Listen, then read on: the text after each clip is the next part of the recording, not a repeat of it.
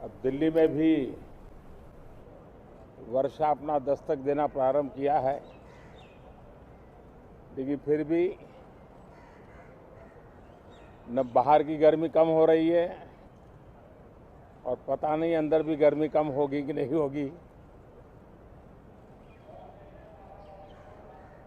ये कालखंड एक प्रकार से बहुत महत्वपूर्ण है। ये आज़ादी के अमृत महोत्सव का कालखंड है। 15 अगस्त का विशेष महत्व है और आने वाले 25 साल के लिए देश जब शताब्दी मनाएगा तो हमारी 25 साल की यात्रा कैसी रहे, हम कितनी तेज गति से चले, कितनी नई ऊंचाइयों को पार करें, इसके संकल्प लेने का एक कालखंड है और उन संकल्पों के प्रति समर्पित होकर के देश को दिशा देना, सदन देश का नेतृत्व करे, सदन के सभी माननीय सदस्य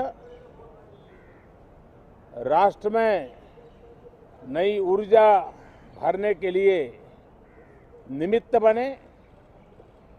उस अर्थ में ये सत्र भी बहुत महत्वपूर्ण है। ये सत्र इसलिए भी महत्वपूर्ण है कि इसी समय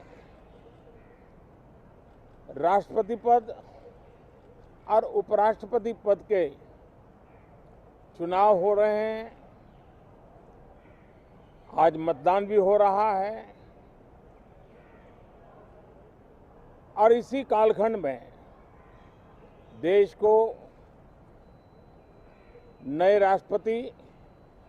नए उपराष्ट्रपति,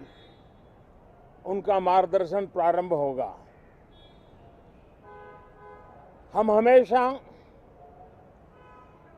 सदन को संवाद का एक सक्षम माध्यम मानते हैं, तीर्थ क्षेत्र मानते हैं, जहां खुले मन से संवाद हो, जरूरत पड़े तो वाद विवाद हो, आलोचना भी हो, बहुत उत्तम प्रकार का एनालिसिस करके चीजों का बारीकियों से विश्लेषण हो, ताकि नीति और निर्णयों में बहुत ही सकारात्मक योगदान हो सके। मैं सभी आदरणीय सांसदों से यही आग्रह करूंगा कि गहन चिंतन, गहन चर्चा, उत्तम चर्चा और सदन को हम जितना ज्यादा प्रोडक्टिव बना सके, सदन को जितना ज्यादा फ्रूटफुल बना सके, उसलिए सबका सहयोग हो और सबके प्रयास से ही लोकतंत्र चलता है, सबके प्रयास से ही सदन चलता है,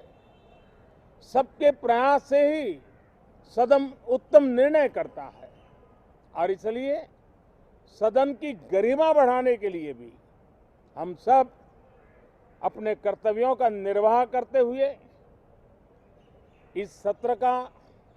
राष्ट्रहित में सर्वाधिक उपयोग करें और हर पल याद रखें कि आजादी के लिए जिन्होंने अपनी जवानी खपा दी, अपना जीवन खपा दिया,